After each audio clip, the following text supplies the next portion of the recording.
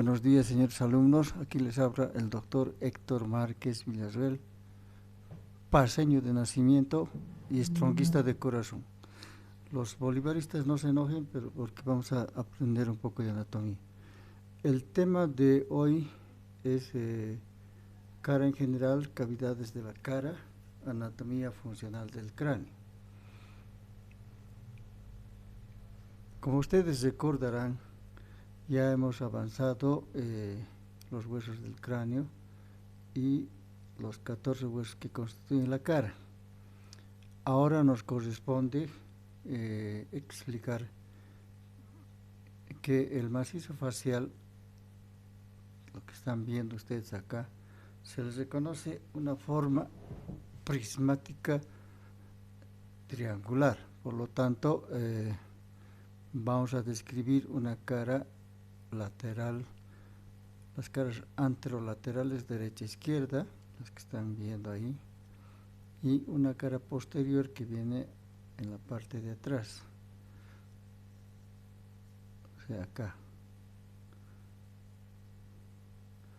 Y se describe dos bases, una base superior, la cual está articulada, como aprecian aquí, en esta diapositiva, articulada con la parte anterior de la base del cráneo.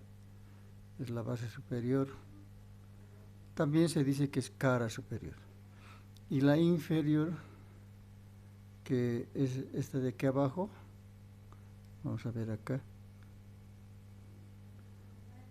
que corresponde a la cavidad bucal. Ustedes recordarán que aquí viene el maxilar inferior o mandíbula, constituyendo la cavidad bucal. Y en la base inferior se ve la bóveda palatina. Todo lo que está marcando el cursor es la bóveda palatina. Entonces, esa constituye la base inferior de esta descripción del macizo facial.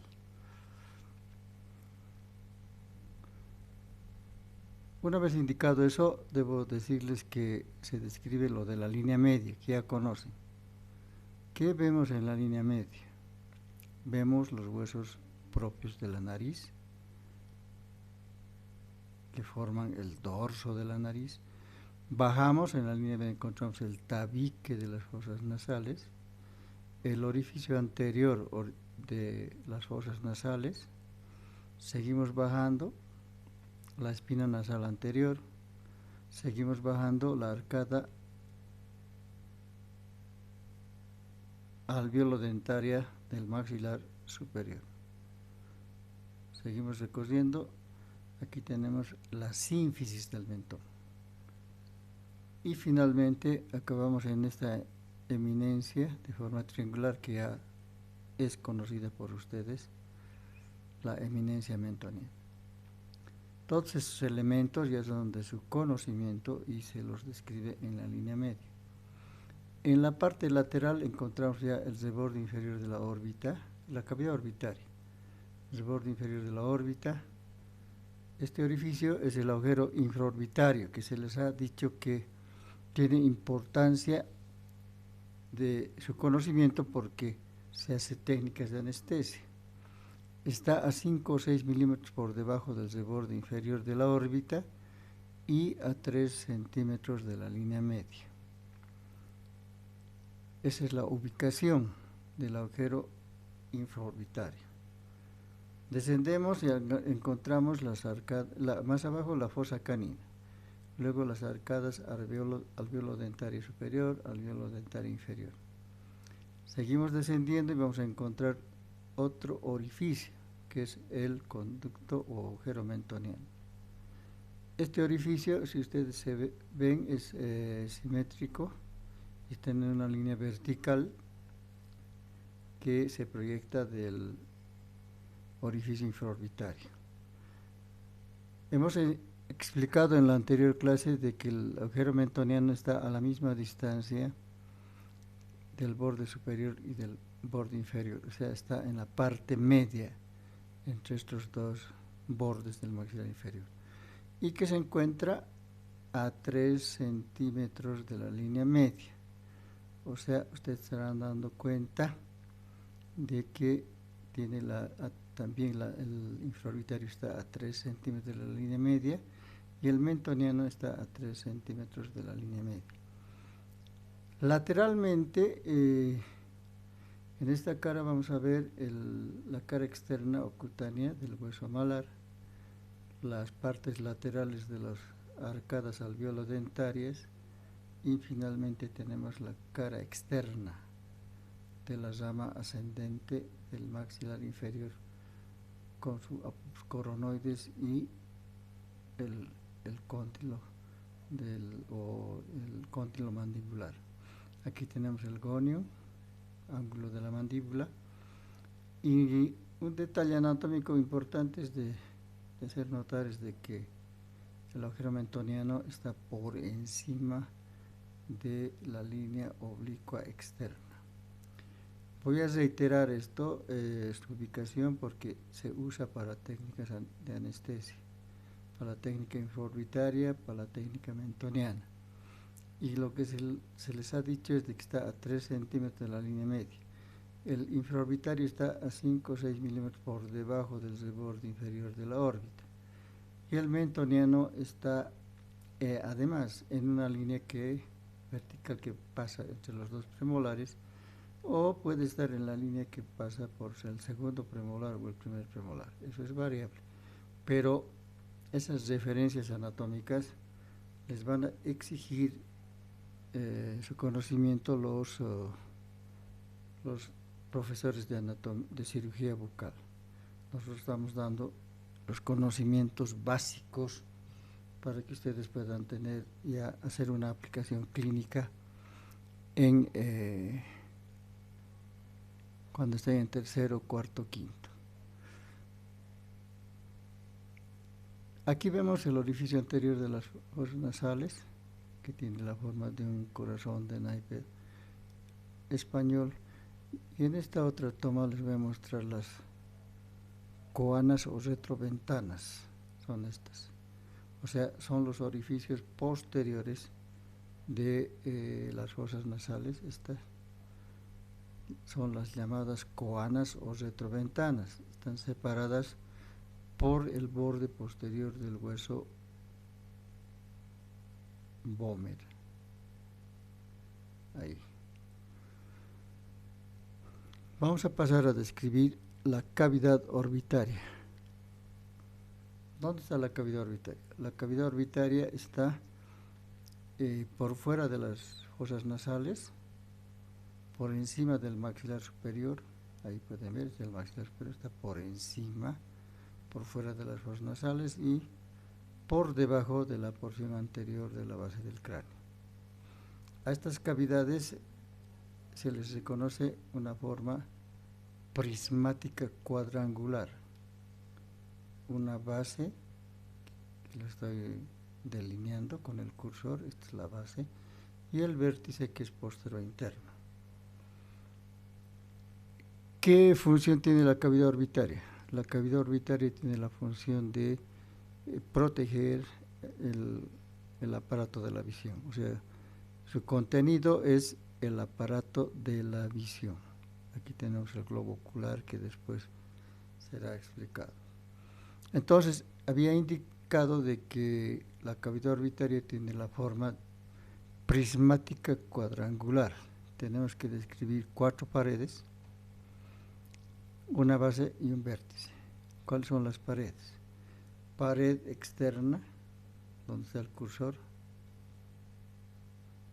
pared superior o bóveda, pared interna, que es esta, y la pared inferior. Su base que corresponde al reborde orbitario y el vértice que es postero interno.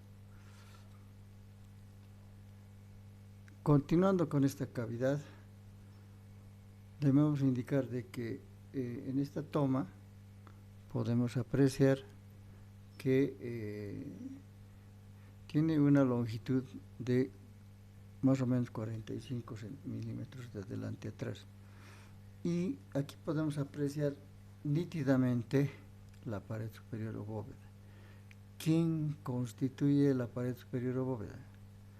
La pared superior o bóveda está constituida por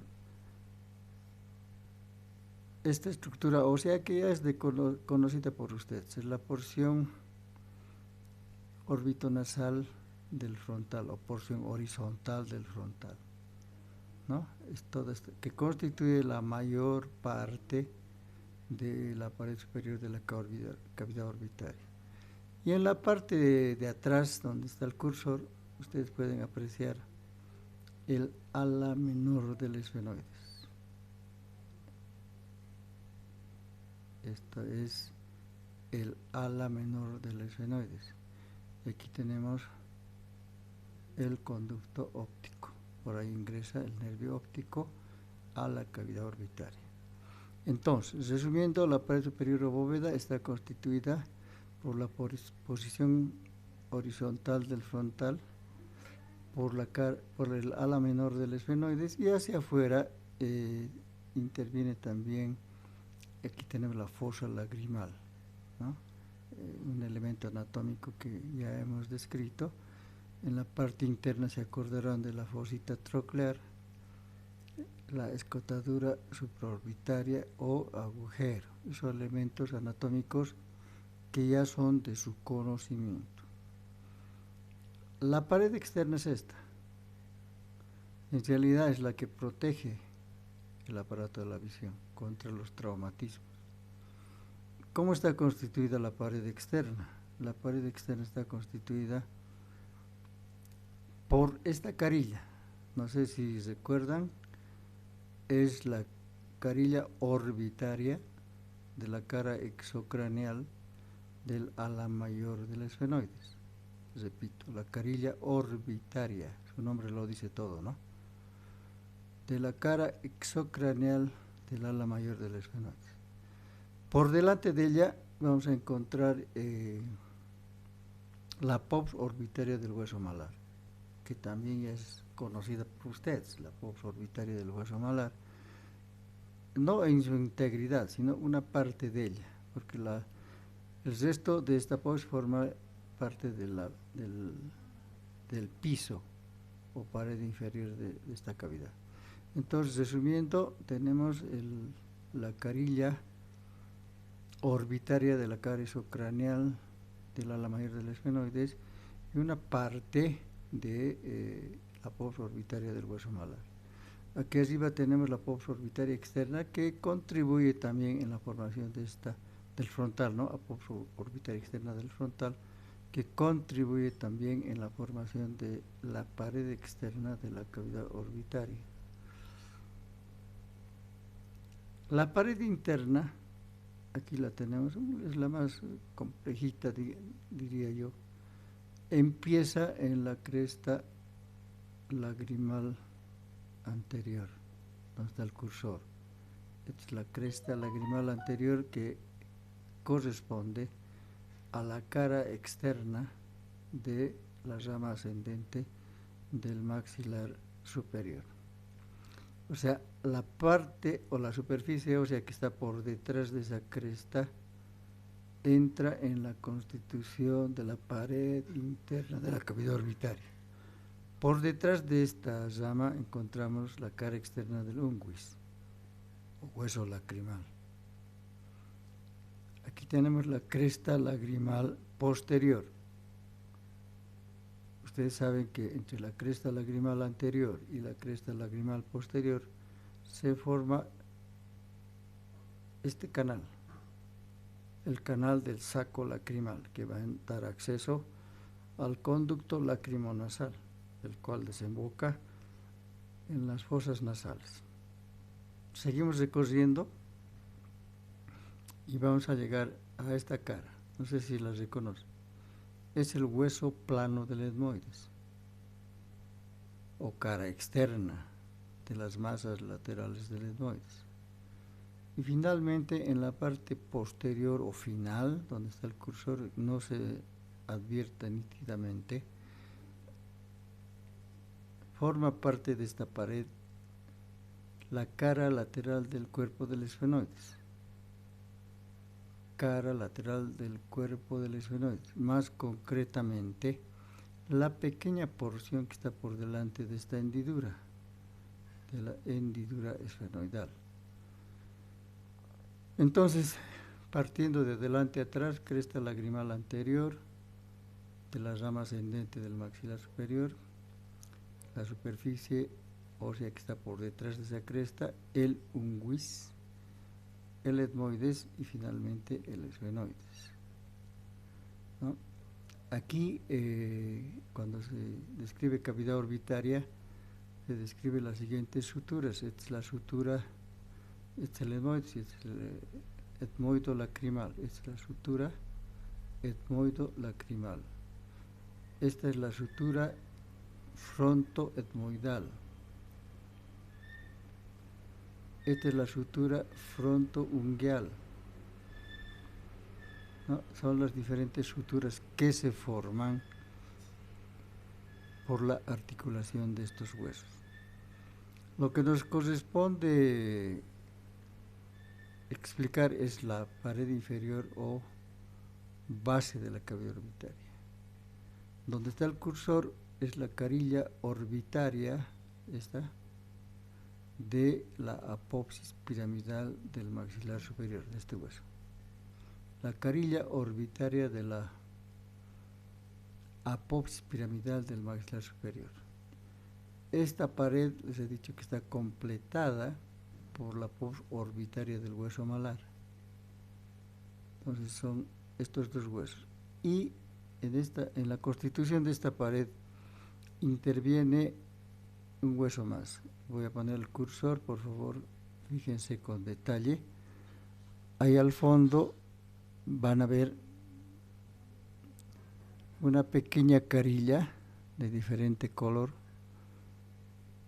Ahí donde está el cursor, esta pequeña carilla, que es la carilla o faceta orbitaria de la apopsis orbitaria del hueso palatino.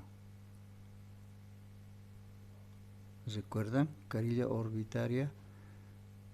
Esta superficie es no articular. Ustedes recordarán que la apopsis orbitaria del palatino tiene 5 carillas, ¿no? O 5 facetas. La etmoidal, la esfenoidal, la maxilar o palatina y 2 no articulares. Esta es la carilla orbitaria y la carilla pterigomaxilar, que entra en la constitución de la fosa pterigomaxilar precisamente. Entonces, resumiendo, la pared inferior de la cavidad orbitaria está formada por la carilla maxilar de la apopsis piramidal del maxilar superior, una parte de la apopsis orbitaria del hueso malar y al fondo la carilla orbitaria de la apopsis orbitaria del palatino.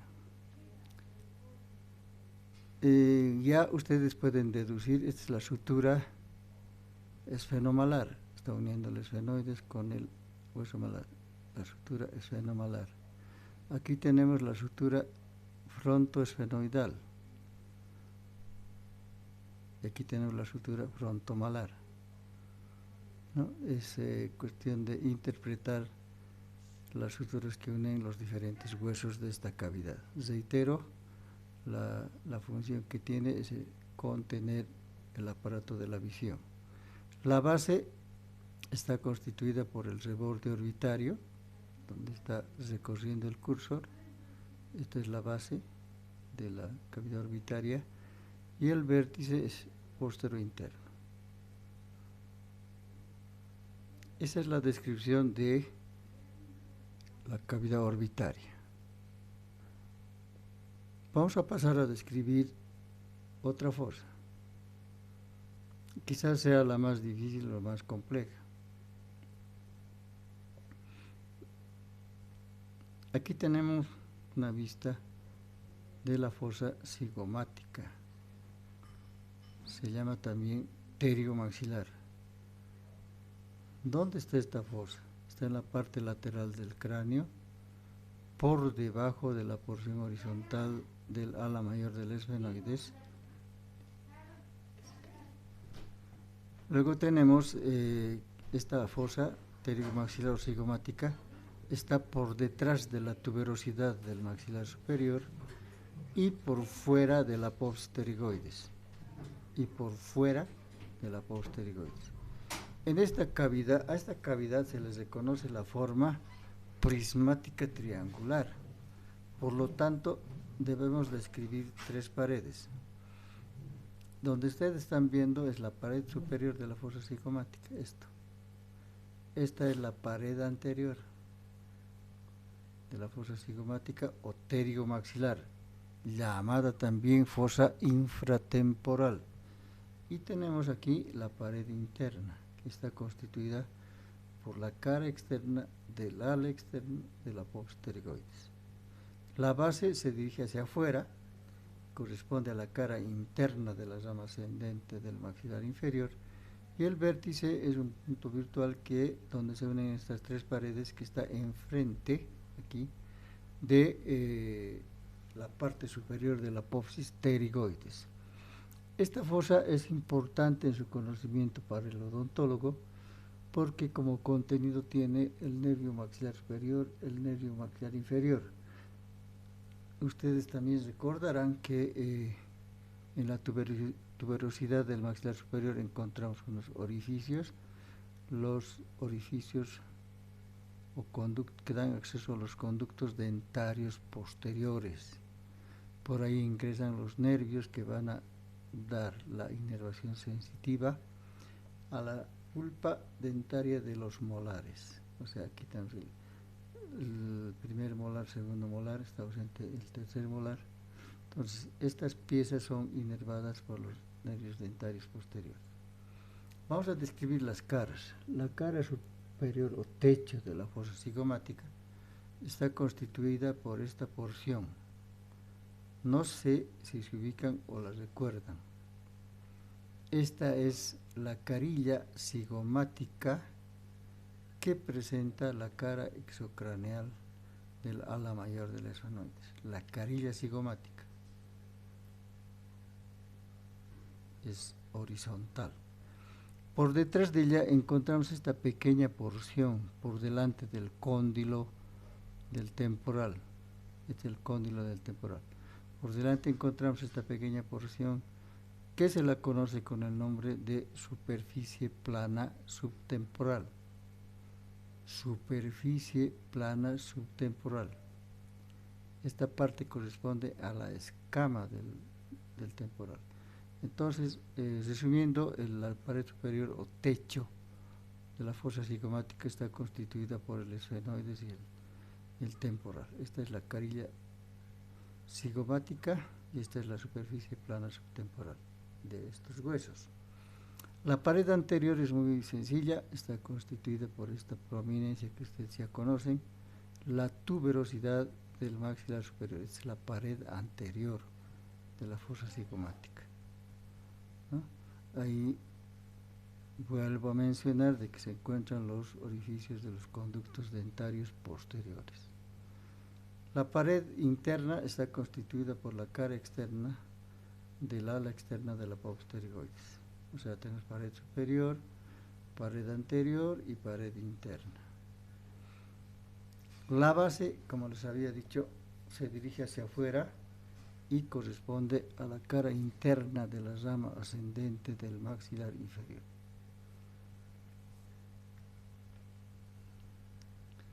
Esta cavidad la vamos a volver a estudiar en región temporal. Esta es la zona temporal o la fosa temporal, como quieran, y por eso se llama esta región fosa infratemporal.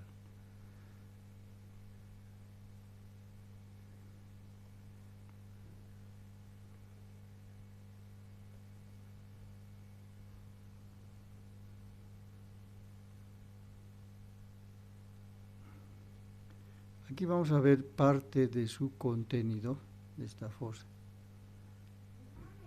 Aquí podemos ver el músculo pterigoideo interno, que está ocupando la fosa cigomática o infratemporal, ¿no? Aquí tenemos ligamentos, el ligamento esfenomaxilar,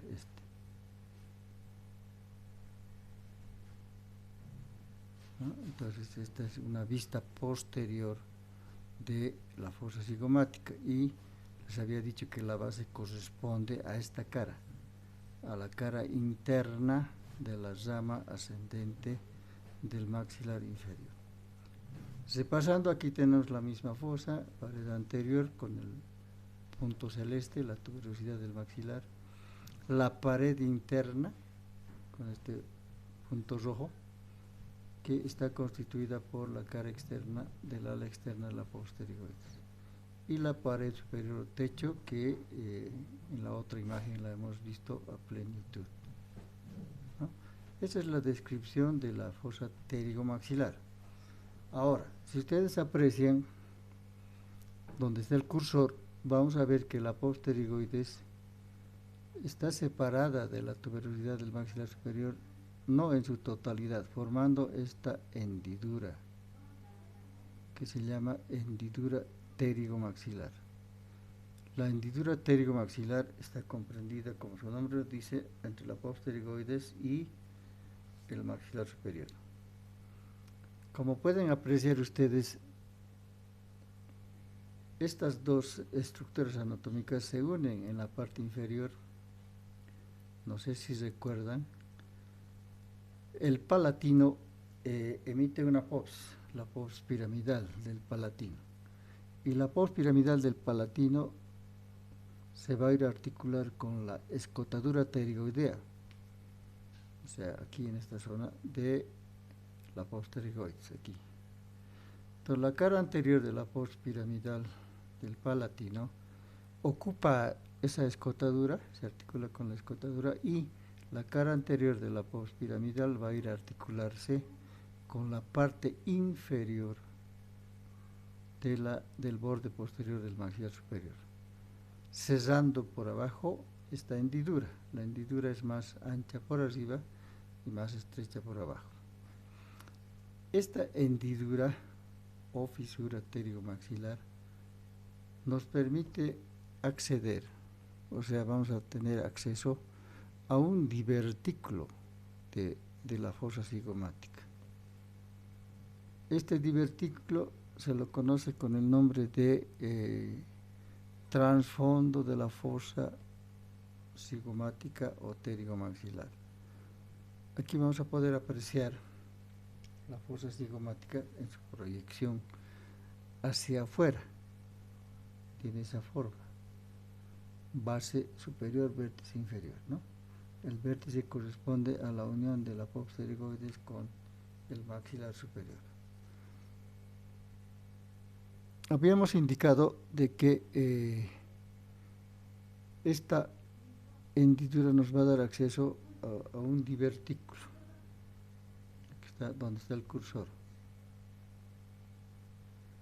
A eso se llama trasfondo de la fosa pterigomaxilar.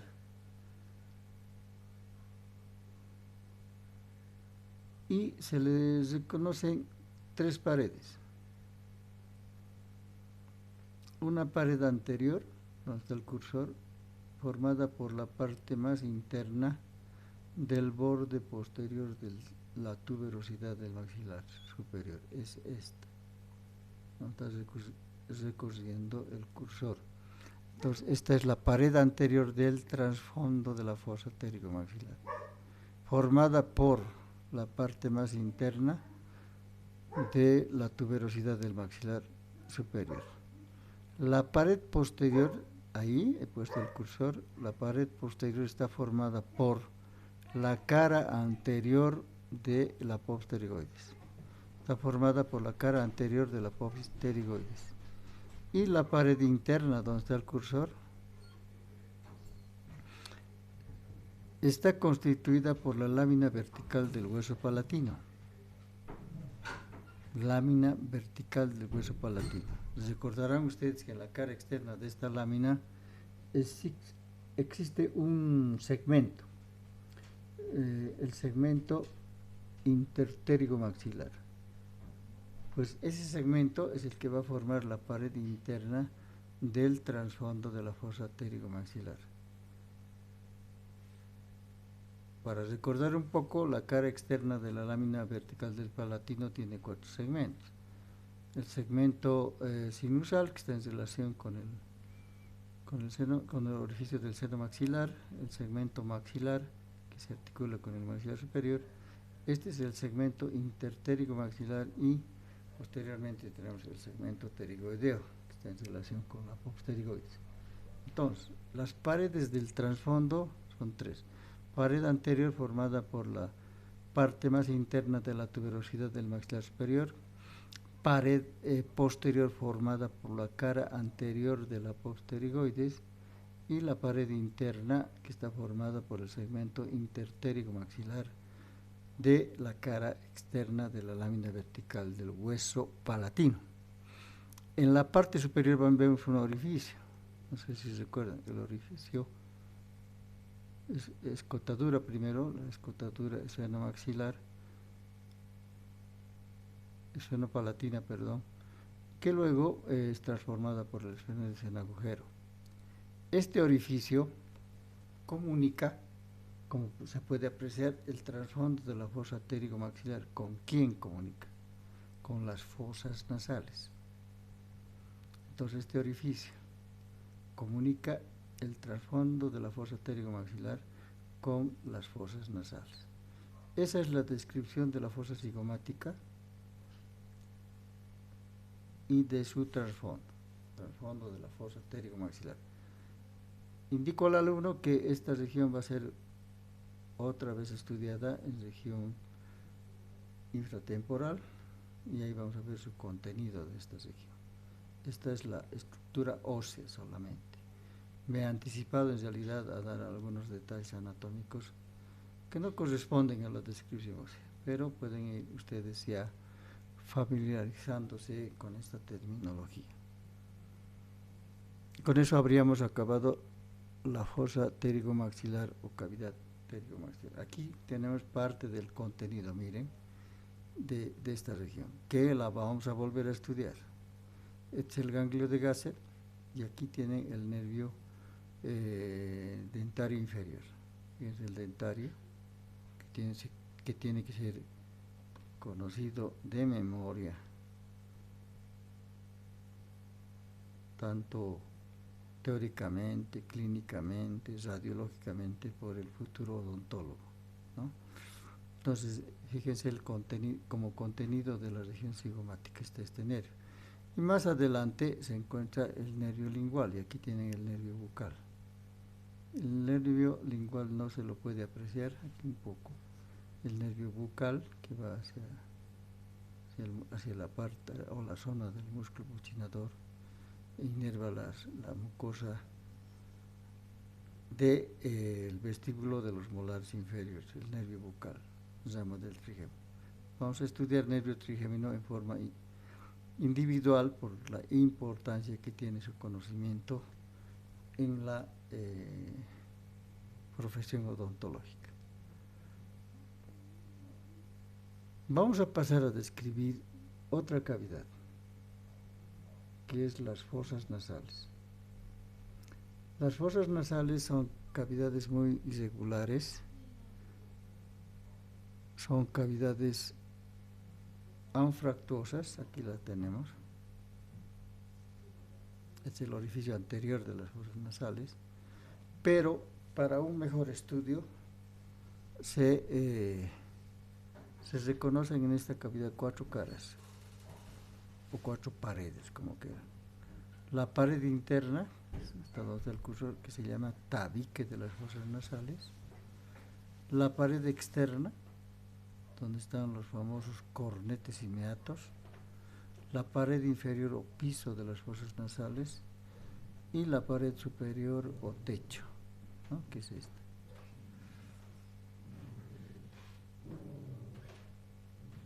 Vamos a ir mostrando las paredes.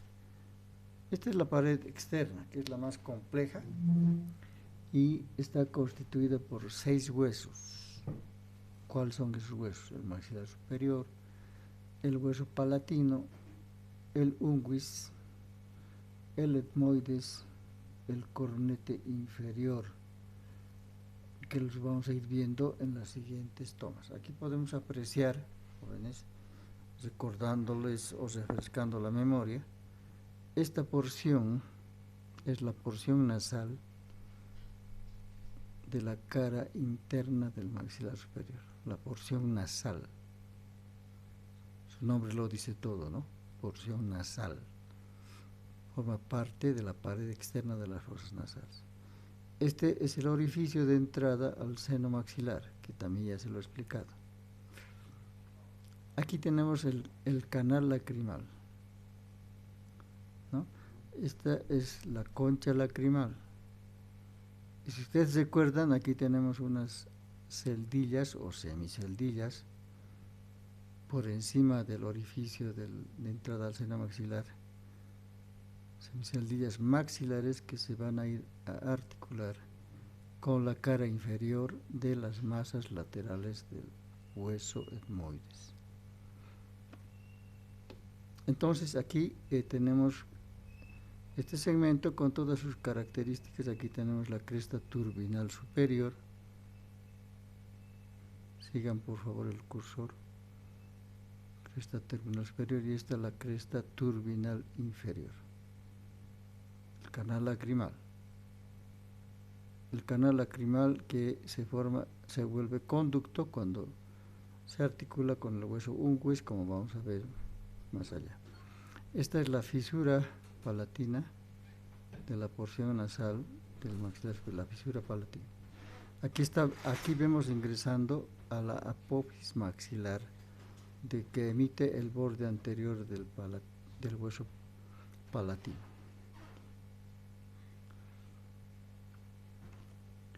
Entonces ya tenemos aquí dos huesos, la porción nasal del maxilar superior y la cara interna de la lámina vertical del palatino.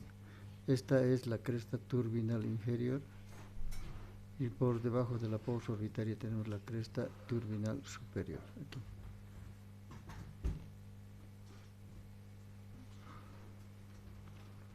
Seguimos con esta pared y vamos a ver las siguientes estructuras anatómicas. Aquí ya vemos la presencia del hueso unguis, que está pintado de rojo. El unguis. Luego tenemos la presencia de las masas laterales del etmoides. Aquí está fragmentada y podemos apreciar la pubis unciforme.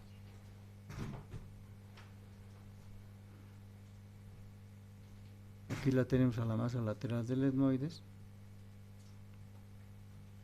Y aquí ya vemos la presencia del cornete inferior. El cornete inferior. ¿No? Aquí también vemos el cornete inferior o concha, ¿saben? Ustedes se llaman concha inferior, la media y la superior. Les refresco la memoria. Este es el cornete inferior, cornete medio, cornete superior. Y a veces pueden existir dos cornetes supernumerarios, que son uno el de Santorini y el otro de Zucker-Kahn, que están de abajo hacia arriba escalonadamente. Aquí vemos el palatino y finalmente la pubis pterigoides. Esos son los huesos que constituyen la pared externa de las fosas nasales. Aquí yo puedo apreciar el agujero esfenopalatino. Perdón.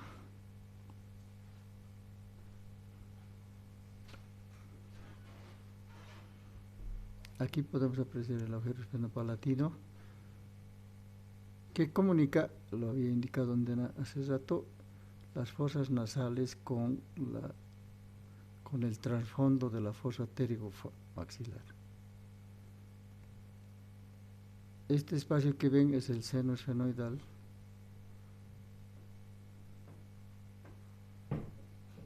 Saben que es una cavidad neumática. Entonces, ya habríamos visto los 6 huesos que constituyen la pared externa de las fosas nasales.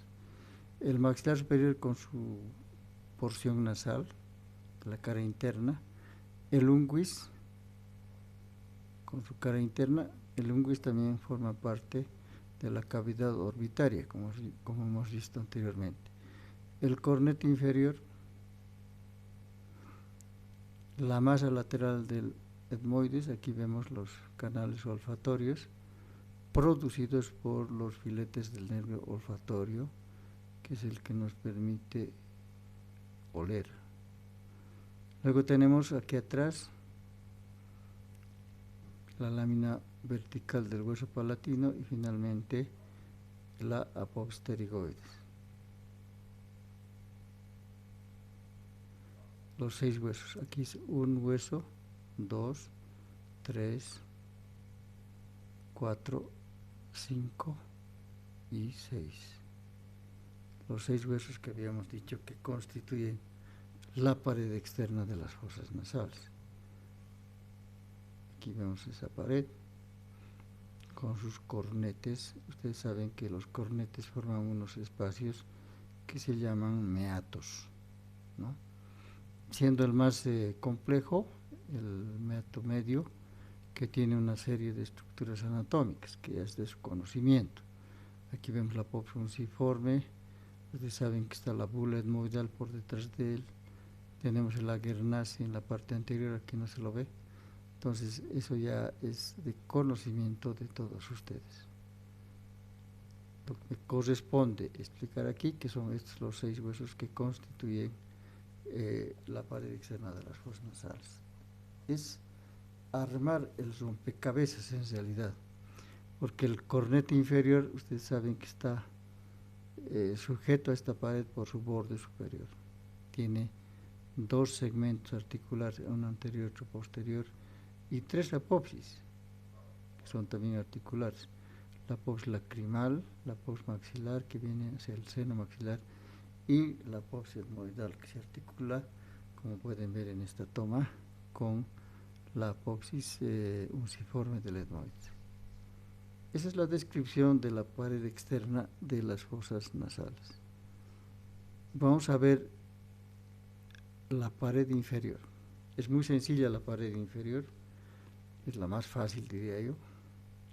Aquí se la ve plenamente y está formada por, esta es la apófisis palatina del maxilar superior, la cara superior de la apófisis palatina del maxilar superior, y atrás tenemos la cara superior de la lámina horizontal del palatino, cara superior de la lámina horizontal del hueso palatino. Entonces estas dos estructuras óseas son las que forman la pared inferior o piso de las fosas nasales. Aquí podemos distinguir esta cresta, que también ya la conocen, la cresta nasal, y aquí a cada lado de la cresta incisiva es donde está el cursor, verán ustedes estos orificios, los orificios del conducto palatino anterior. Los orificios del conducto palatino anterior que desembocan en el agujero incisivo, en la bóveda palatina, que vamos a ver en cavidad bucal. Entonces es la descripción de la pared inferior o piso de las fosas nasales. Siempre van a relacionar la unión de los huesos. Esta sería la sutura palato-maxilar o palatino-maxilar, porque está uniendo el palatino con el maxilar superior.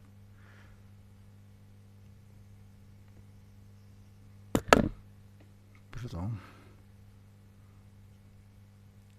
Pared interna. La pared interna se llama también tabique de las fosas nasales. Es esta. ¿Qué huesos constituyen el tabique de las fosas nasales? Aquí podemos apreciar la lámina perpendicular del etmoides. La lámina perpendicular del etmoides, esta es la apófisis crista galli, que corresponde a la cavidad craneal. Lo que está por debajo de la lámina horizontal del etmoides es la lámina perpendicular del etmoides. Y aquí tenemos el otro hueso, que es el vómer, que forma la parte posterior del tabique de las fosas nasales. Esas son las dos piezas óseas que constituyen el tabique de las fosas nasales, que está complementado hacia adelante por este cartílago, que se llama el cartílago del tabique. Donde está el cursor, esa parte celeste se llama prolongación caudal del tabique de las fosas nasales. Recordarán ustedes que la lámina perpendicular es pentagonal, tiene 5 bordes, tiene un borde superior. Eso en realidad ya debería pasarlo por alto, pero estamos refrescando la memoria. El borde superior que corresponde a la lámina horizontal o cribosa del etmoides. El borde posterior está articulado aquí, se ve, con la cresta esfenoidal anterior del cuerpo del esfenoides. El borde antero superior, que es este, está articulado con la cara posterior de los huesos propios de la nariz y más atrás con la arista nasal que nos ofrece la espina nasal del frontal. El borde posterior inferior es este, está separado por la prolongación caudal.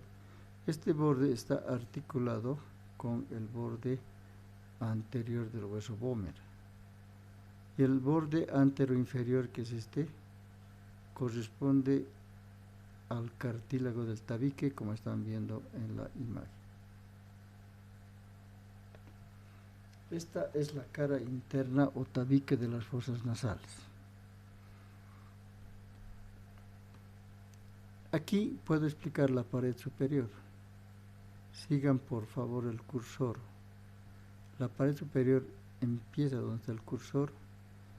Está constituida por la cara posterior de los huesos propios de la nariz. Seguimos recorriendo, vamos a encontrar las caras a este nivel.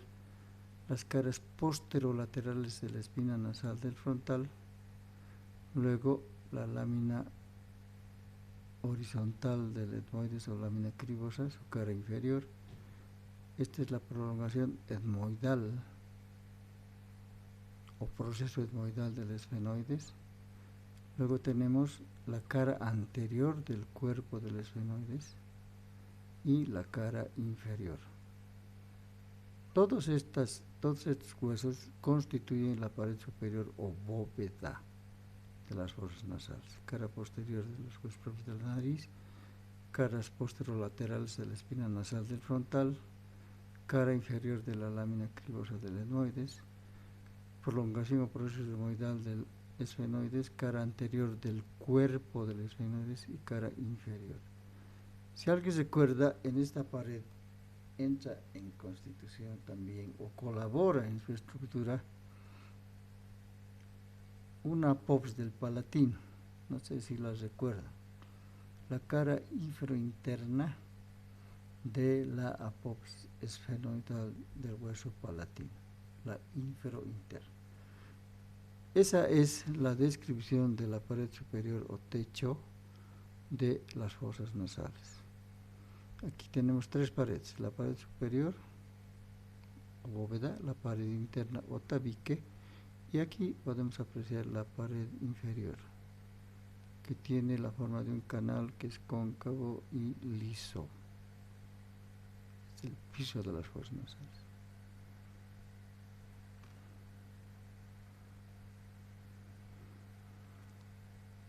Con esto estaríamos acabando la descripción de las fosas nasales.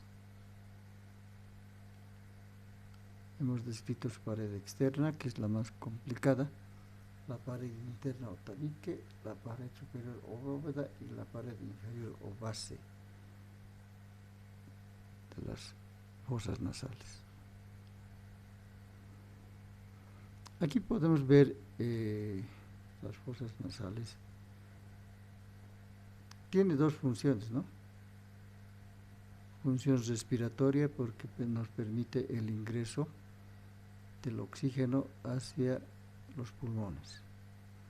y permite el ingreso de las partículas odoríferas. Esa es la función olfatoria.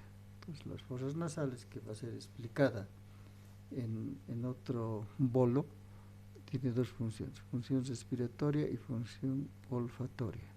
Aquí podemos ver que esta pared, es la pared externa, está tapizada por una mucosa que no me corresponde explicar, es la mucosa pituitaria. Aquí tienen el cornete inferior, el cornete medio, el cornete superior. Este es el techo o bóveda de las fosas nasales, hasta la cara inferior del cuerpo de los esfenoides. Aquí tenemos la pared inferior, la pared externa, y ya hemos explicado la pared interna.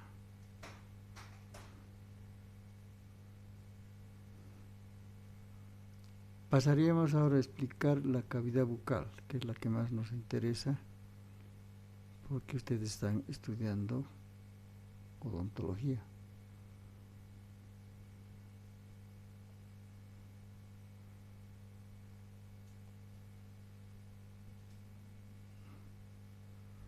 Aquí vemos una vista frontal de las arcadas alveolodentarias que las habíamos mostrado ya al inicio de esta clase. Aquí tienen ustedes las arcadas alveolodentarias, una vista frontal y en una vista lateral. La cavidad bucal en su estructura anatómica no es difícil, jóvenes, es muy sencilla.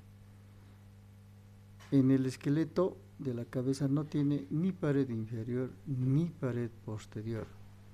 Solamente vamos a encontrar estas paredes: pared anterior, paredes laterales, y tenemos la bóveda como pared superior. Aquí tienen ustedes, aquí pueden apreciar la bóveda o pared superior de la cavidad bucal. En esta pared, ¿cómo está constituida la pared superior o bóveda? Está constituida por las apófisis palatinas del maxilar superior. Aquí podemos apreciar las dos apófisis y las láminas horizontales del hueso palatino en la parte posterior. La sutura que une las dos apófisis palatinas recibe el nombre de sutura intermaxilar o sutura maxilar, como que.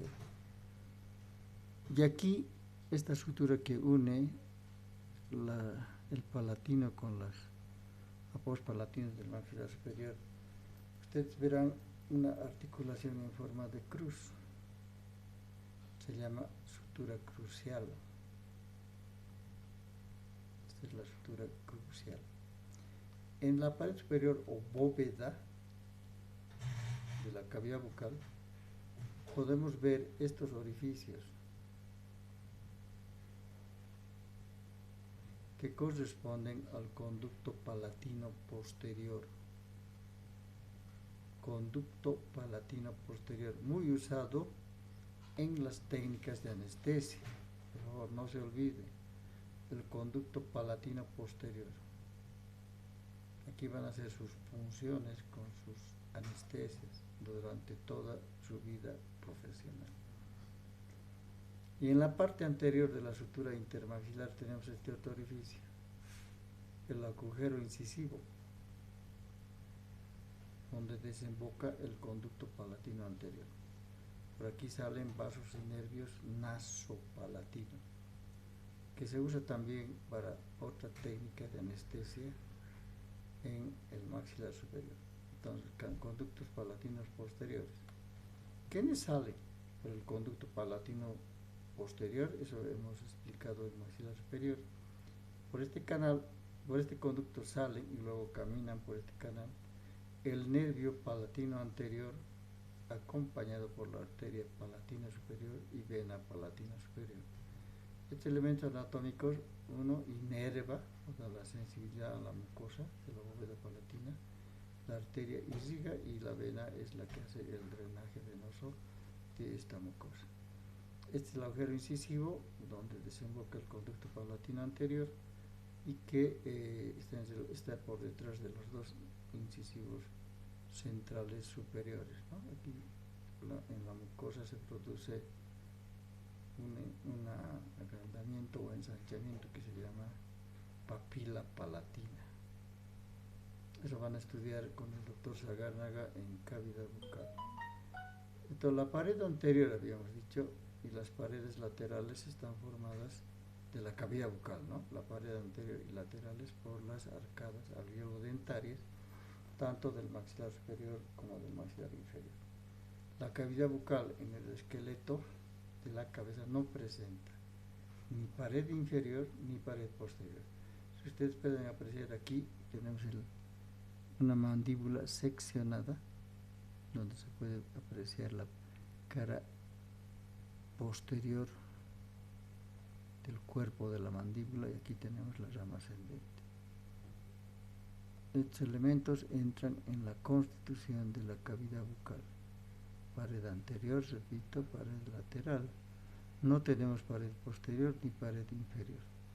Aquí tenemos la cara interna de la rama ascendente, donde se puede apreciar el orificio de entrada al conducto dentario inferior. Este es el ligamento esfenomaxilar. Este ligamento estilomaxilar, este que viene de la pausa estiloides. Ligamento estilomaxilar, ligamento esfenomaxilar, que son referencias anatómicas, especialmente este ligamento, el esfenomaxilar, para hacer la técnica de anestesia, la técnica de Spic. Este es el canal miloioideo, la fosita submaxilar, la fosita sublingual. Todas estas estructuras han sido descritas en cada uno de los huesos. Solamente estamos repasando y viendo cómo se constituye ya la cavidad bucal.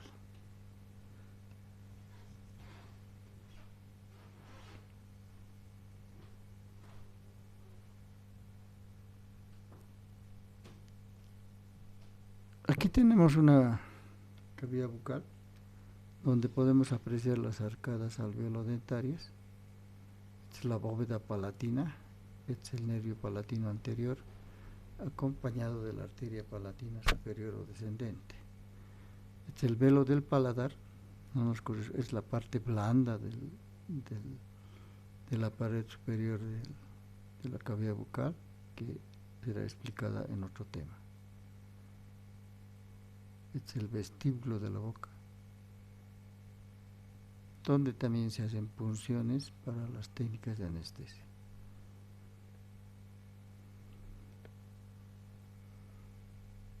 Vamos a poder apreciar aquí una cavidad bucal, pero ya con contenido. Ustedes deben saber de que en la cavidad bucal está el órgano del gusto. ¿Dónde está el órgano del gusto? En la lengua. Aquí tenemos la bóveda palatina, la mucosa palatina y las glándulas palatinas. Aquí vemos los pliegues palatinos y el rafe medio del paladar. Entonces, con mucosa ya no me corresponde explicar aquello. Eso van a pasar este tema con el doctor Ezequiel Sagárnaga, que les va a dar con detalle el conocimiento de esta cavidad, y posteriormente vamos a estudiar el nervio trigémino, que da la inervación. Vamos a estudiar la irrigación de la cavidad bucal con detalle, todos los accidentes anatómicos que podemos encontrar en esta cavidad. Hemos descrito la cavidad orbitaria, hemos descrito las fosas nasales, hemos descrito la fosa pteriomaxilar, hemos descrito la cavidad bucal. Es de hacer notar de que la única cavidad impar y media es la cavidad bucal, y que está constituida solamente por huesos de la cara. Aquí tenemos una radiografía donde podemos apreciar los arcos dentarios de la cavidad bucal. Tenemos otra vista de la cavidad bucal. Estas son imágenes radiológicas que ustedes ya tienen que aprender a interpretar para hacer todos los tratamientos que requiera su paciente. Aquí tenemos la cavidad orbitaria, es una imagen radiológica. Aquí tenemos las fosas nasales, imagen radiológica.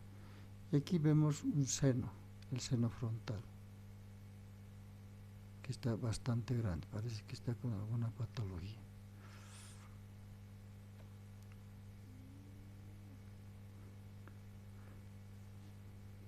Hemos terminado de describir las cavidades. Las otras cavidades, la cavidad orbitaria, la cavidad cigomática o infratemporal, las fosas nasales son pares y laterales. Pares y laterales. La única cavidad impar y media es la cavidad bucal. Reitero, está formado solamente por huesos de la cara. Las otras cavidades están formadas tanto por huesos de la cara como por huesos de la base del cráneo. Nos corresponde explicar ahora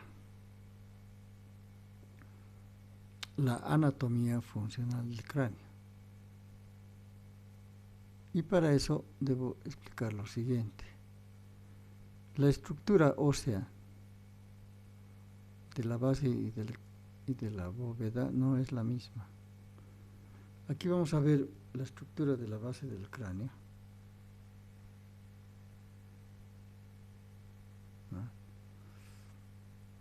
Donde ustedes notarán que encontramos una serie de orificios. Aquí tenemos el conducto auditivo externo, el conducto carotidio, el agujero rasgado anterior, el agujero rasgado posterior. En las alas mayores del esfenoides ustedes saben que tenemos el agujero redondo mayor, el redondo menor, el agujero oval. Tenemos estas suturas, esta sutura, la temporo-occipital, es una sutura que tiene solución de continuidad, o sea, no se adaptan exactamente, de manera que dejan estas fisuras que hacen que la base del cráneo sea más susceptible a las fracturas. Es más vulnerable la base del cráneo por esta estructura.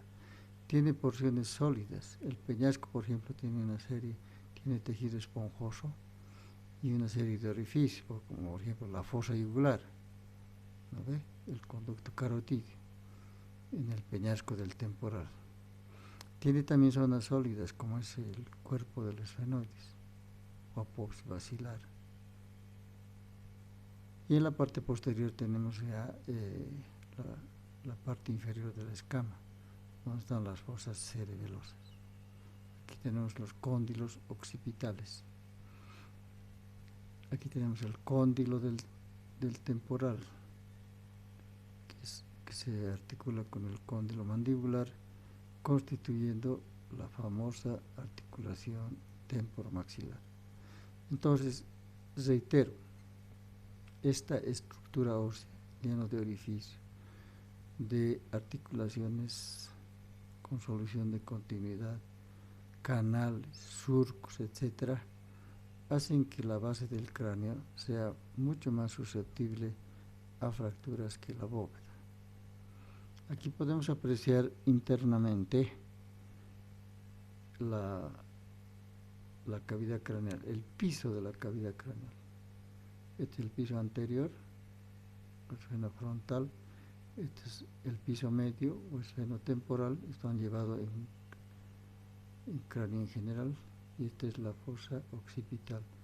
En este caso son las fosas cerebelosas, acompañadas por la cara inferior del peñasco, el agujero occipital o foramen magno, ¿no? Entonces todo esto hace que aquí tenemos, por ejemplo, el agujero oval, el orificio anterior del conducto carotídeo o vértice, está en el vértice del peñasco, y aquí es el agujero rasgado anterior. Aquí tenemos el agujero oval, el redondo menor. Entonces todo esto hace que la base del cráneo sea muy susceptible a fracturas. Aquí estamos viendo la cara superior de la lámina cribosa del etmoides, y aquí son las bóvedas orbitarias. En cambio, la bóveda es más sólida. Aquí podemos ver, aquí tenemos el frontal en su porción vertical, tenemos el parietal, la escama del temporal, el hueso occipital, la porción mastoidea del temporal. Estos huesos constituyen la bóveda del cráneo, ¿no? Y ustedes recordarán que estas articulaciones son mucho más sólidas, mucho más consistentes, lo que hace que la bóveda del cráneo tenga mayor resistencia, porque tiene una mejor estructura ósea, estos huesos tienen una tabla externa, una tabla interna, y entre ellas existe una capa de tejido esponjoso que se llama diploide. Resumiendo, la parte más vulnerable del esqueleto de la cabeza es la base, y la que ofrece mayor resistencia es la bóveda. Estamos explicando lo que es la anatomía funcional del cráneo. El ser humano, desde que nace, está sometido a una serie de traumas, presiones y tensiones. ¿Cuáles son esos elementos? Ustedes saben que un niño a los 2 o 3 años tiene varios traumatismos, porque se cae, hay niños que se caen demasiado y van golpeándose la cabeza. Entonces debo decir de que el esqueleto de la cabeza, si alguno de ustedes tiene, parece una estructura muy sólida,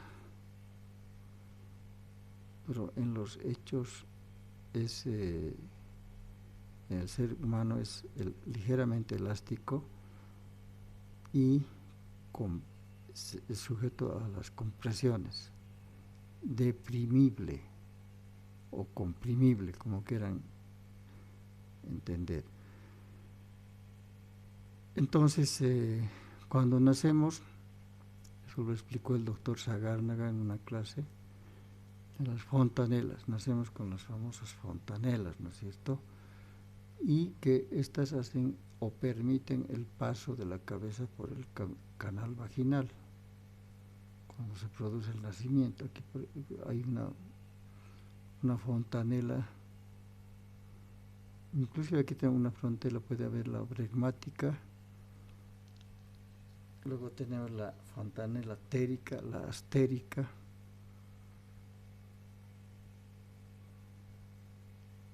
aquí puede estar la fontanela térica, aquí la astérica,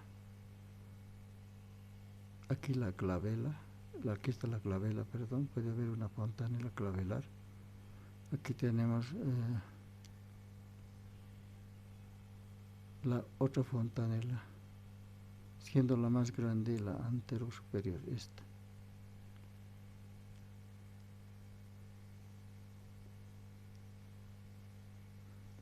La fontanela bregmática. Esta sería la fontanela lámbrica, la térica, la astérica. Esas fontanelas son las que permiten elongar el cráneo en el momento del nacimiento y permitir, como he dicho, el paso por el canal vaginal.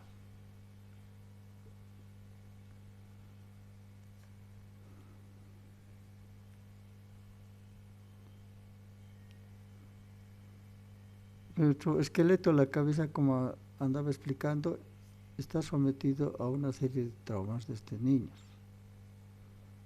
por las caídas que tenemos. hay niños traviesos y hay niños que no lo son. Entonces van golpeándose la cabeza, haciéndose fracturas en el pie, en la mano, etcétera, ¿no? Por la actividad que tienen los niños. Posteriormente viene la juventud, donde también estamos sometidos a otra serie de traumatismos. O sea, el hombre nunca se salva de los traumatismos, el ser humano. En la juventud es la que practica, especialmente en los varones, practican deportes, a veces violentos. Estamos hablando del fulbito, del fútbol, del básquet, que a veces producen caídas donde se pueden provocar fracturas de la base del cráneo o de la misma bóveda. Otro de los factores que influye en estos traumatismos es el alcoholismo. Ustedes saben que se farrea mucho y cuando el hombre se embriaga pierde el equilibrio y puede también provocarse el mismo traumatismos encefalocranianos. Y estoy indicando esto porque la parte más vulnerable, reitero, es la base del cráneo, más vulnerable a los traumatismos. Y la que ofrece mayor resistencia es la bóveda. Esta parte que ustedes pueden ver acá es la más resistente.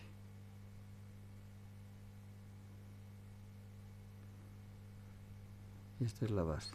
Es una imagen radiológica que nos permite apreciar la bóveda y la base.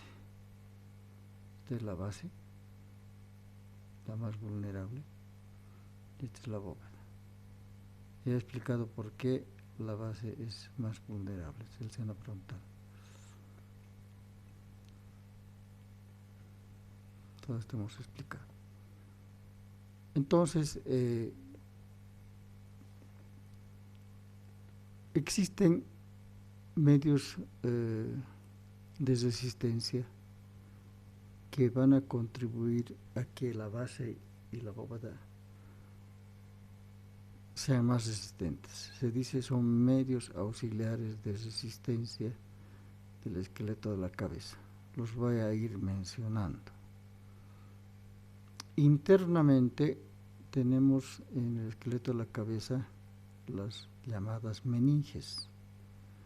Las meninges son las que van a tapizar toda la cavidad craneal, toda esta zona está tapizada por las meninges, ¿no? Y la adherencia de las meninges es mayor en la base del cráneo. ¿Por qué? Porque en la base del cráneo hemos visto que hay agujeros, fisuras, canales, conductos, etc.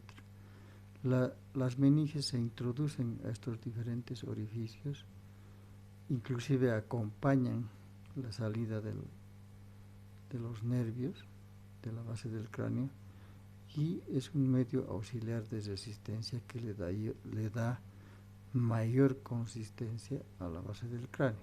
Además, la dura madre, las meninges, son mucho más adheridas en la base del cráneo que en la bóveda. Aquí es muy adherida. ¿Por qué?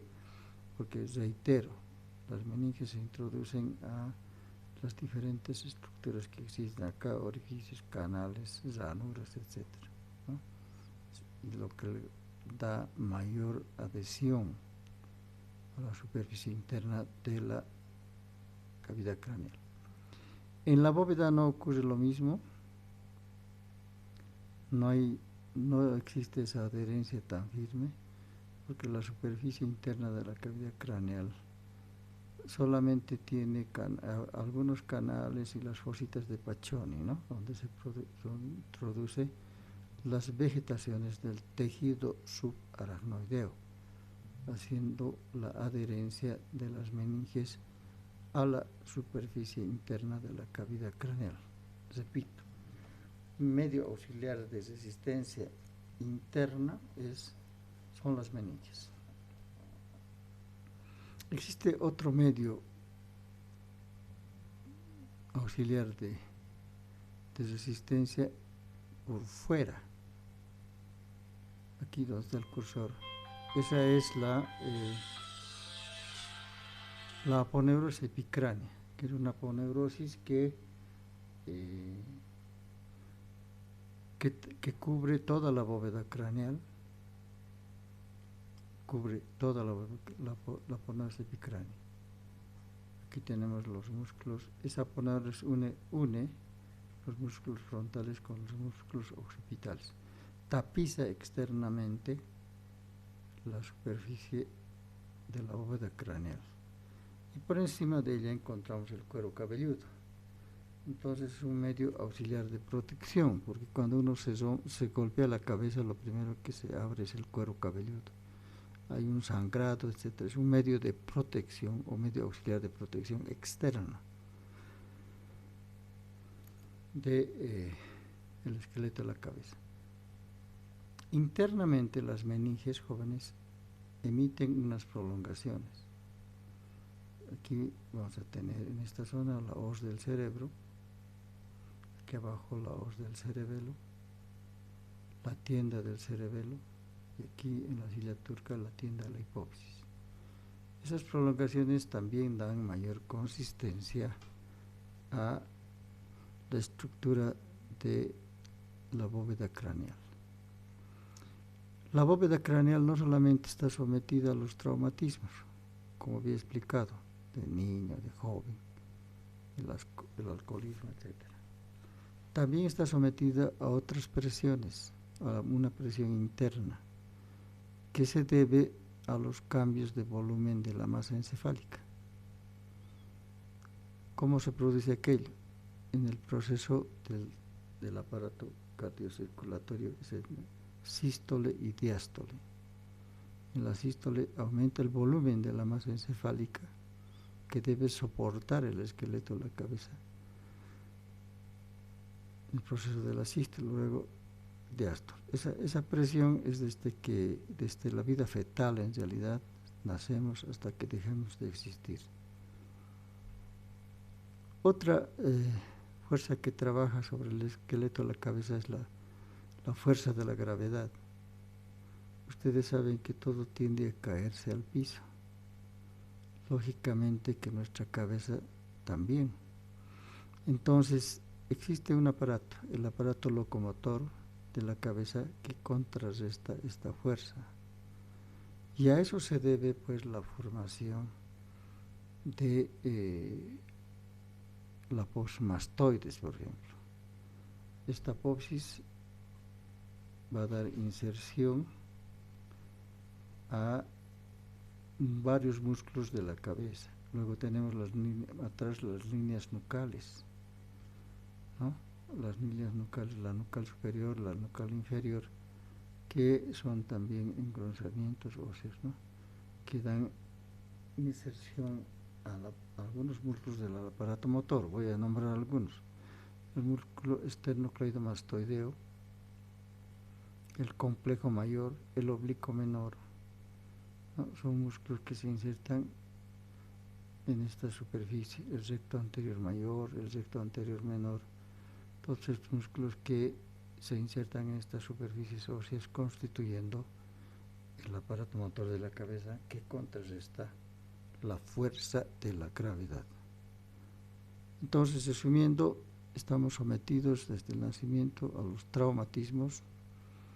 Uno, a la presión interna, que está producida por el aumento de volumen del cerebro, y a otra fuerza, que es la fuerza de la gravedad. Todas estas fuerzas están contrarrestadas en el ser humano. Pero al margen de estos medios auxiliares de resistencia, el anatomista Felicet ha descrito engrosamientos óseos, ¿no?, que dan mayor resistencia a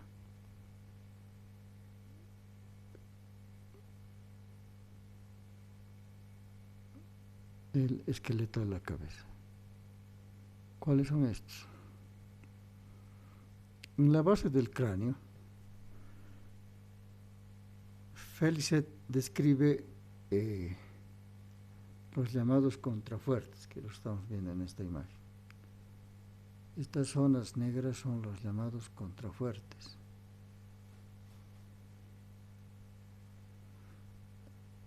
Indica que todo está en torno al centro de resistencia de Felicet, precisamente, que está constituido por el cuerpo del esfenoides. Ustedes sigan el cursor. El centro de resistencia de Felicet constituido por el cuerpo del esfenoides. Ahí llegan, o parten, como se quiera entender, el contrafuerte esfenofrontal, es este. Sigan el cursor, por favor. Este es el contrafuerte esfenofrontal, que recorre el yugo esfenoidal del cuerpo del esfenoides, las alas menores y finalmente desemboca en este pilar. Se llama pilar a los puntos de unión de los contrafuertes con los arcos de la bóveda, contrafuertes de la base del cráneo con los arcos de la bóveda. Aquí tenemos los arcos en esta otra vista, ¿no? Estos son los arcos, estos son los contrafuertes. Entonces el contrafuerte esfenofrontal que recorre el yugo esfenoidal, las alas menores, desemboca en un pilar. El punto que unen los arcos con los contrafuertes se llaman pilares. Aquí tenemos el pilar frontal externo o cigomático. El contrafuerte esfenofrontal está reforzado por otro contrafuerte que se lo conoce con el nombre de contrafuerte accesorio y que recorre todo el borde libre del ala menor del esfenoides. Se une al contrafuerte principal esfenofrontal y los dos desembocan en el pilar cigomático frontal externo. Del mismo cuerpo del esfenoides vamos a ver los contrafuertes posteriores. Son dos. El contrafuerte petroso, que recorre precisamente el peñasco, por eso se llama contrafuerte petroso. Te siguen el cursor, este es el peñasco del temporal, y este contrafuerte es un engrosamiento que se dirige al pilar mastoideo, constituido por la posmastoides. Luego tenemos el contrafuerte occipital posterior, que es este. Este es el contrafuerte petroso, reitero, y este es el contrafuerte occipital posterior. Nace del cuerpo del esfenoides, recorre el borde del cuerpo del esfenoides y se divide en dos engrosamientos. El engrosamiento que va a contornear el foramen magnum, formando el anillo de resistencia occipital, y el otro con la otra rama que va por el canal del seno lateral, el canal del seno lateral, otro engrosamiento óseo, que desemboca en el pilar mastoideo. Entonces tenemos recordando el pilar esfenofrontal, el pilar accesorio, el pilar petroso y el occipital posterior, que se divide en dos ramas, ¿no? Que forma el anillo de resistencia occipital, que después de haber contorneado este orificio o formado este anillo, en la parte posterior se unen y terminan en la cresta frontal interna. Perdón, no es cresta frontal, es la cresta occipital interna, que se une con este arco, con el arco fronto-occipital, con este arco. Este arco, el arco fronto-occipital, termina pues uniéndose con este contrafuerte. No se olviden que los puntos de unión de arcos y contrafuertes se llaman pilares. El pilar cigomático frontal externo, el pilar mastoideo, y luego tenemos otro pilar que está por debajo del anillo de resistencia occipital, que está formado por los cóndilos del occipital.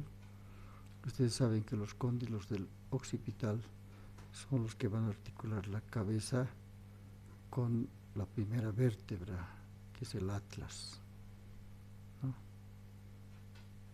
A ese cóndilo del occipital se lo conoce como pilar occipital. Existen zonas o estructuras o zonas óseas comprendidas entre los contrafuertes, por ejemplo aquí, que son las llamadas zonas débiles, que son más susceptibles a fracturas. Esta es la zona frontoetmoidal. Aquí podemos apreciar a cada lado de la apófisis distagalli la lámina cribosa del etmoides, lleno de orificios, por lo tanto, más susceptible a fracturas. Y a los lados tenemos la bóveda orbitaria, que es una lámina ósea muy delgada y a veces transparente. Entonces, esta es la zona, una de las zonas débiles de la base del cráneo. Por detrás del contrafuerte accesorio, jóvenes, tenemos otra zona débil, susceptible a fractura también. Es la fosa esfenoidal, constituida en mayor parte por la cara endocraneal del ala mayor del esfenoides y por la cara anterior superior del peñasco. Aquí encontramos una serie de orificios. Vamos a encontrar el agujero redondo mayor, el agujero oval, el redondo menor, el agujero rasgado anterior en el vértice del peñasco. Y estas zonas hacen, estos orificios, canales, etcétera, hacen que esta zona también sea más vulnerable a los traumatismos. Es otra de las zonas débiles de la base del cráneo. Y finalmente en la parte posterior tenemos las fosas cerebelosas, que corresponden a la parte inferior de la escama de la occipital, las fosas cerebelosas. Estas son las zonas débiles descritas por Felicet, ¿no? La zona esfenofrontal. Entonces, cuando hay un golpe puede haber una fractura en esta región que se manifiesta con una equimosis en la zona infraorbitaria. Cuando hay una fractura en la fosa esfenoidal es más complicado porque por estos orificios ingresan arterias y salen venas. Se produce una hemorragia por el oído, o por el conducto auditivo externo. Eso es una señal de que hay una fractura en el piso medio de la base del cráneo. Finalmente tenemos otra zona débil que es las zonas o las fosas cerebelosas. No se olviden que por el foramen magnum atraviesa la médula, las arterias vertebrales y la raíz medular del nervio espinal. En la bóveda del cráneo tenemos otros engrosamientos óseos llamados arcos. Aquí tenemos, por ejemplo, un arco medio, impar y medio. Estos son los arcos pares y laterales, que los vamos a describir.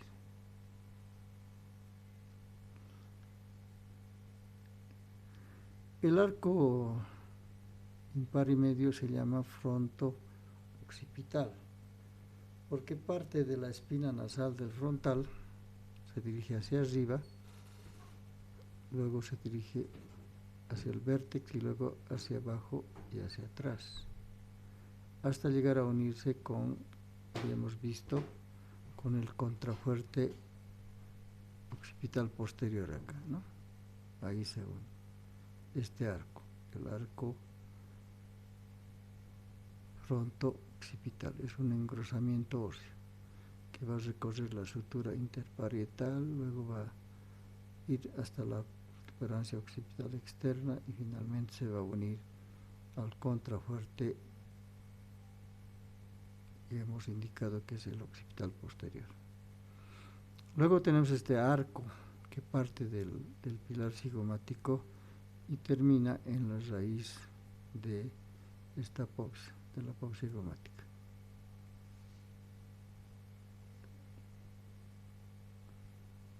Este es el arco lateral superior, se inicia en el pilar cigomático y termina en la raíz del labor cigomático, como están viendo.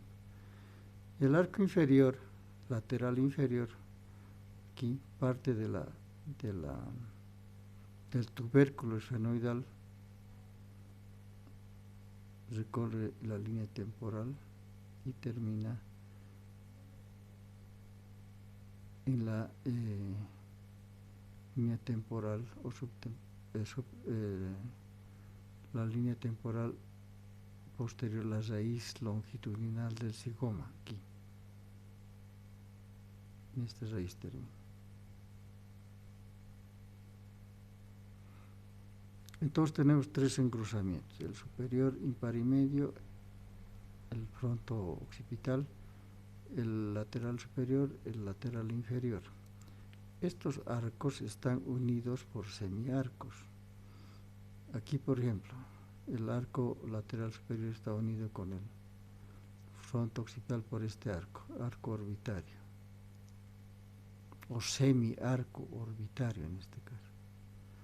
Y hacia atrás tenemos las líneas nucales o occipitales, la superior y la inferior, que unen también estos arcos. Entonces son engrosamientos óseos que van a reforzar unos la bóveda y otros la base del cráneo, como hemos podido apreciar, ¿no? Eso es lo que se refiere a los engrosamientos óseos descritos por Felicet en la base y en la bóveda del cráneo. En esta imagen podemos ver ya la estructura de la cara. También vemos los arcos, ¿no?, en esta vista lateral. Aquí tenemos el arco fronto occipital, perdón.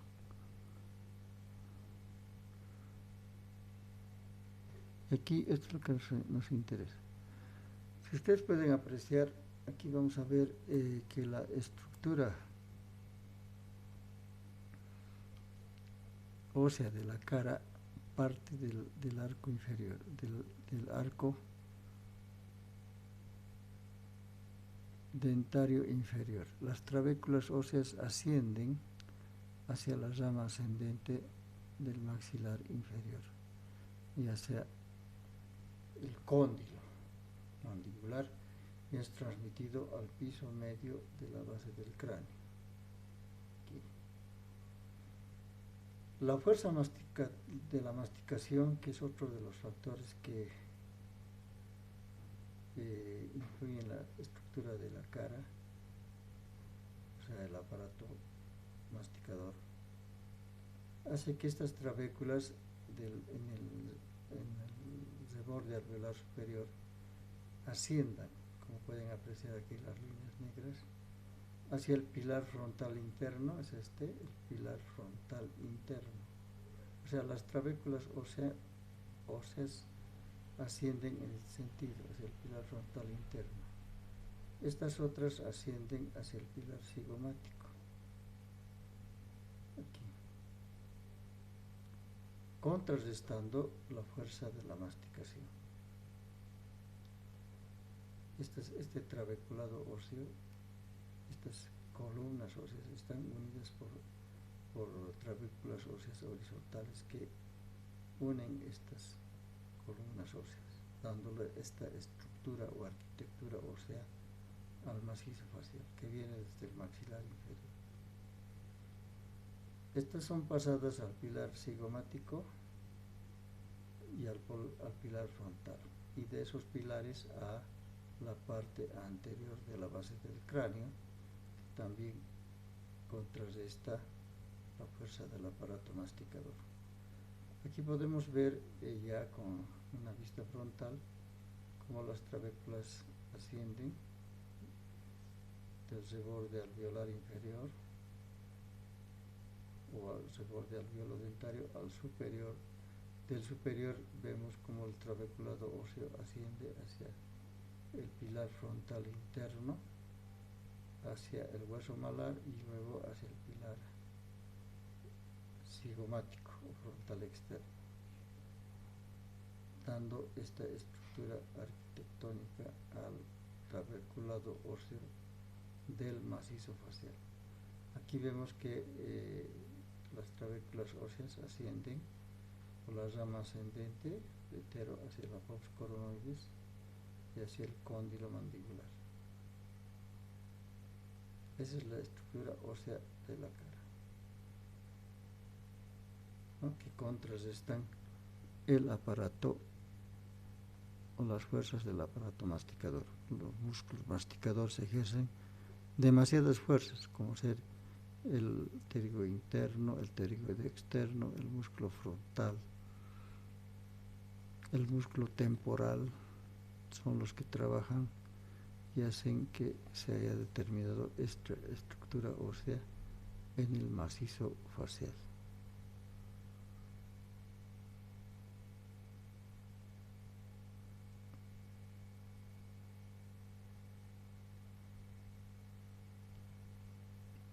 Con esto, jóvenes, habríamos concluido la anatomía funcional del cráneo y de la cara.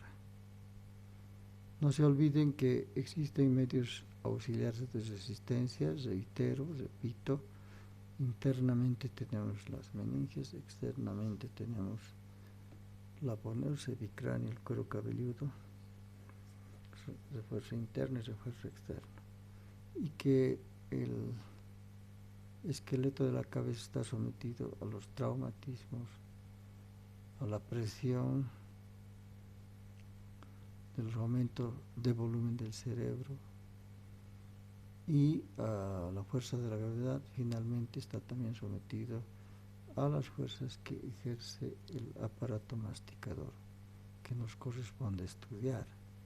Son los músculos masticadores, ¿no?, que hacen su trabajo todos los días durante el proceso de la masticación o de la alimentación del ser humano, como quieran verlo, entenderlo, durante el desayuno, el almuerzo, la cena, etc. Aquí podemos ver las líneas nucales, ¿no?, que son también arcos o semiarcos, donde están inserciones musculares la cresta occipital externa. Aquí se ubica el